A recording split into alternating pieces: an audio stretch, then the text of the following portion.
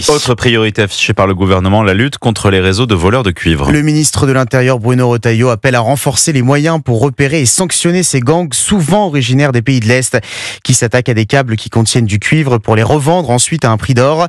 20 vols de ce type recensés quotidiennement.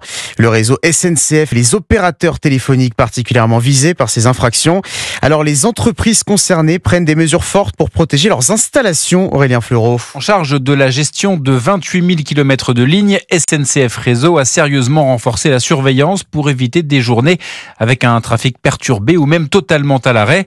Par exemple, en mars dernier, 3 incidents en une semaine dans le Haut-Rhin, plusieurs centaines de kilomètres de câbles dérobés, préjudice plus de 100 000 €. Alors, des agents de sécurité privée ont été placés sur des lieux stratégiques. La sûreté ferroviaire organise des tournées quotidiennes, des alarmes ont été installées, trackers GPS et même survol par des drones. La panoplie est large, mais encore insuffisante tant le réseau est vaste et les voleurs organisés.